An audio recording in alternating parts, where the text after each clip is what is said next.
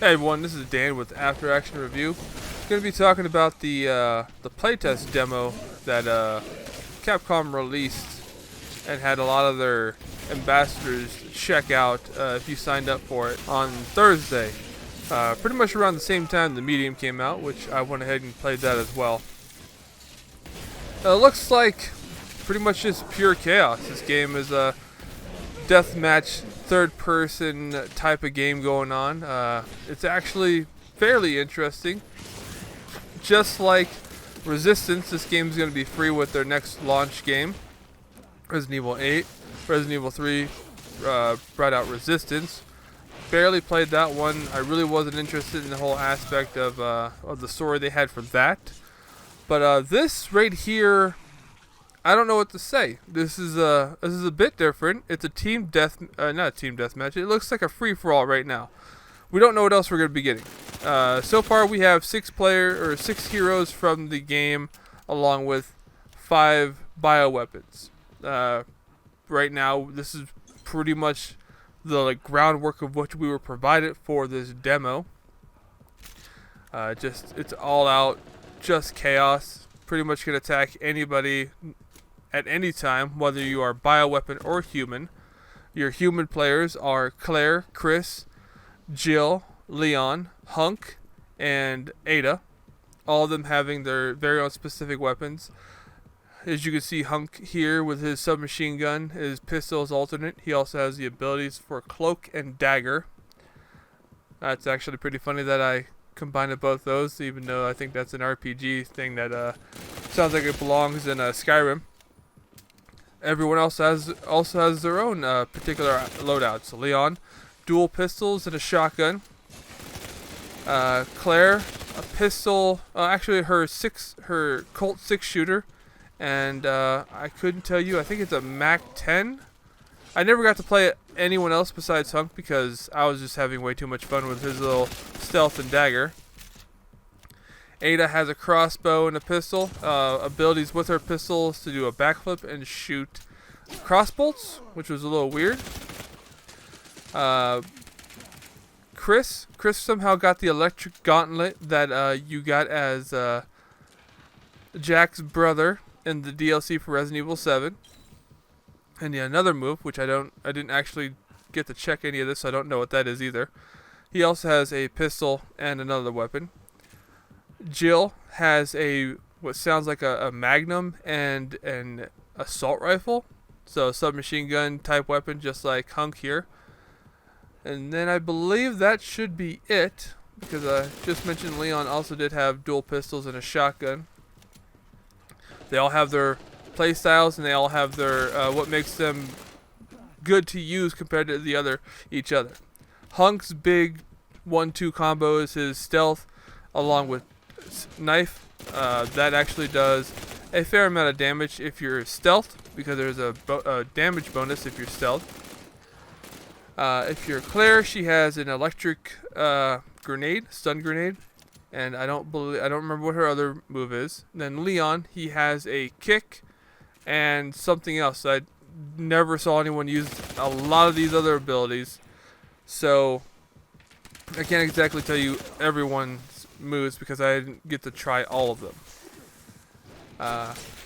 Hunter Gamma makes a return.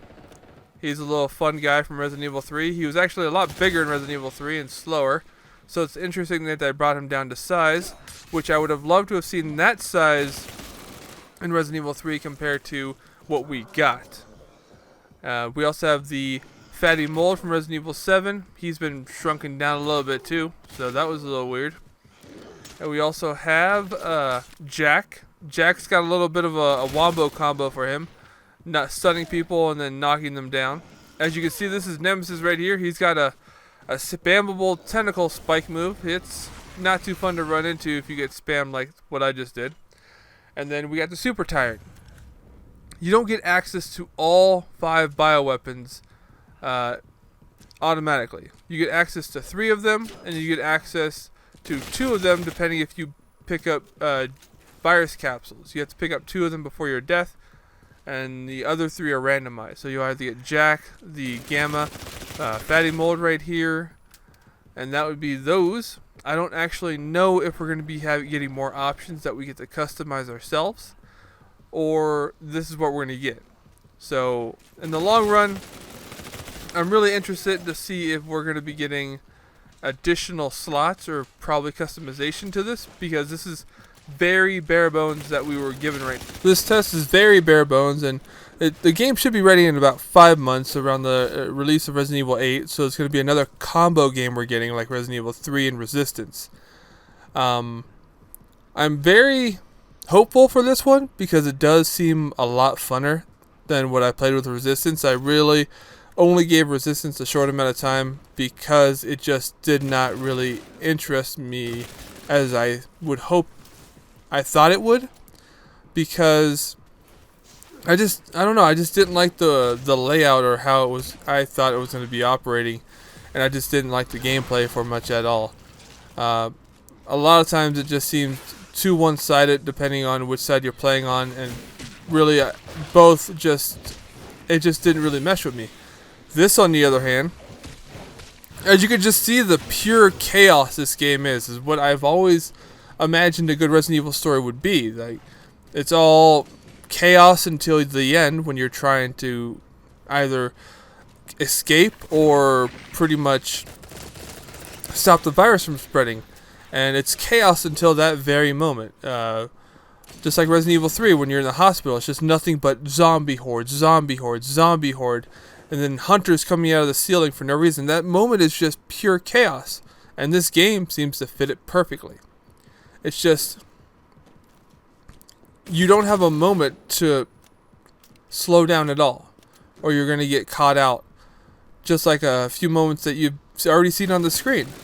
The Nemesis coming out and spamming his move against me, although you don't see that in game, he's not AI controlled anymore. So he's going to be doing this hardcore, I can't let up kind of thing to you.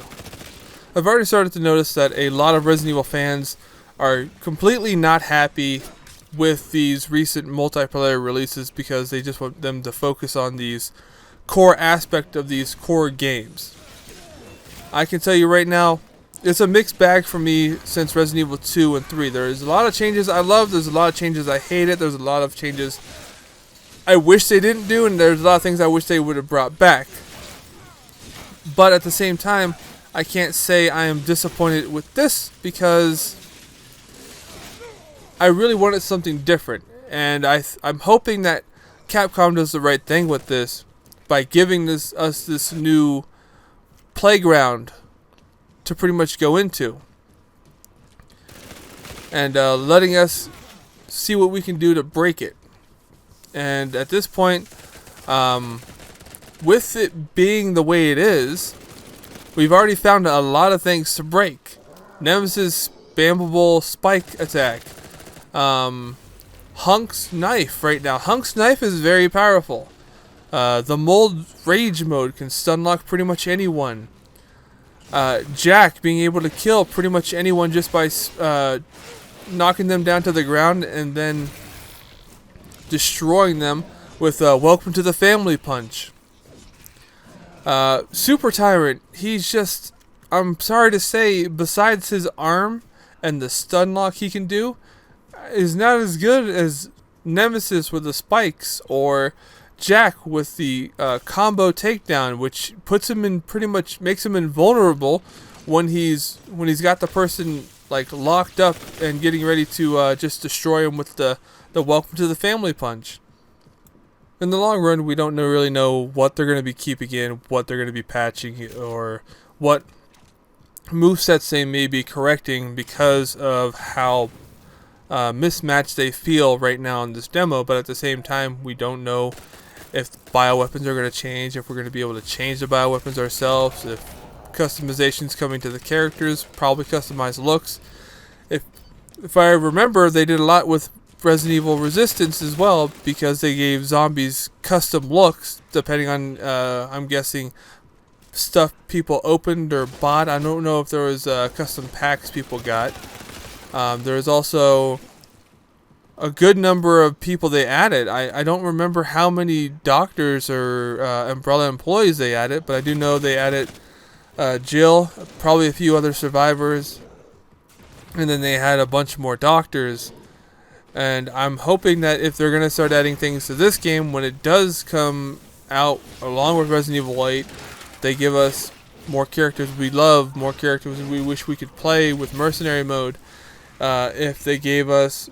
I would love to see Wesker and just a lot of other comic characters like that. I would love to see Barry, maybe Rebecca. Maybe we can bring back Bill from Resident Evil 0. That would be just insane. Who else do we have? We get Carlos in here. Nikolai. Nikolai would be fun. Oh, an old one that probably no one actually thought of. Steve. Steve would be cool. Sheva. Bring Sheva back. Probably give her the bow and arrow. Let's see. Bring in Ethan. But that'd be interesting to think because Ethan's never been in anything besides the first-person games. We could also bring back Alexia and Alexander Ashford. Code Veronica. Dang, that's even older. On top of all the bioweapon options we have. The Hunter Alpha, the primary Green Hunter. Pretty much there are... We can look at bringing in Lisa Trevor. Alexia when she's in her transform form. Vertigo. In the long run, I'm still confused in why. I know they're gonna be upset. Fans are not gonna like this off the bat, but think of the possibilities of being able to get to play as pretty much any of your favorite creatures from the game in general. Well, you can't play with all of them because there's a lot of underwater. There's a lot of plants that hang from the ceilings. I wish I could be a licker and climb across the ceiling, but I'm not probably going to get that in this game. But there is so much more. Hey, Matt, let's you know what? At this point, let's just bring in some web spinners. Maybe in the long run, I am just being too excited for a game that's probably not going to do or go anywhere. And in the long run, I could be completely wrong what we're going to get. Any customizations, any more bioweapons. I really hope that maybe we could just, I don't know, get something that we like in a game like this. But I'm not exactly going to be really expecting much of that, or expecting this to actually go anywhere. Would it be nice if things did? Yes. Are we gonna get anything like that? I highly doubt it. But in the long run, we can hope for them. We can try and talk about them. We can try and see if the devs will listen to us and hopefully probably bring it to life. But in the long run, I know they do crazy things, and I know they're probably trying to search for an addition to the Resident Evil landscape other than just making those single player or co-op, like Resident Evil 5 or 6 co-op ideas a reality. They're trying to add something new into the formula. And I'm not upset with it. I want something that will hit right with me and hit right with the fans. I want something to be better than what we're expecting and better than what we're going to get.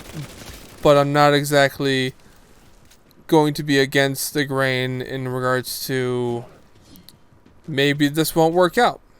If it does, great. If it doesn't, hey, we tried. They gave us something. We took a look at it, and it just didn't mesh with us. Just like Resident Evil Resistance, they gave us something. We took a look at it. It didn't exactly hit right with the community, and the community didn't like it. But hey, they're trying something, and either you enjoy it or you don't. And that's really going to be on the consumer. We can't really throw everything at the company when a lot of the enjoyment falls on us a lot of the time. If we don't like it, we don't like it. If it's something we fall in love with instantly, it's something we fall in love with instantly. But at the same point,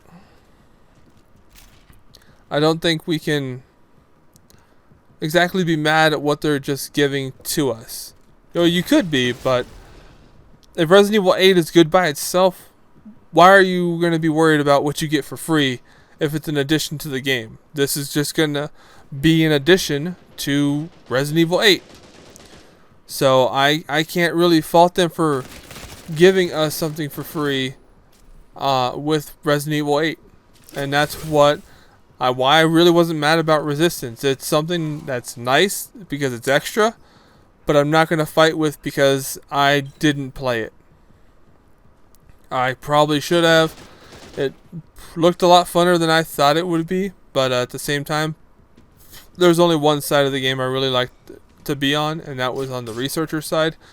Really wasn't a fan of the whole survivor side because I just didn't really go well with teams. If it's just if pretty much I didn't have friends online to play with me at the same time. So this is what we're getting with Resident Evil 8, I believe. I'm not exactly saying it's the worst thing ever. Do I wish this game well? Yes. Do I expect it to fail? No. Could it? Maybe. At the same time, it's on us if we're going to love or hate it. But it's also on them how the game's going to come out, be designed, look, feel, and play. So, this is Dan with After Action Review. I do hope you guys enjoyed my semi-rant / talk about my hopes for this game. I don't expect it to be the worst thing ever. I don't expect it to be the best thing ever. I do expect something though, and I really hope that we get a lot more with it than what we saw. But I do expect to see more than just this, because this was, as I said, just a beta. So, thank you guys for joining me here at After Action Review. I do hope you guys enjoyed this, and I do hope you all have a wonderful evening. Goodbye. Welcome to the family.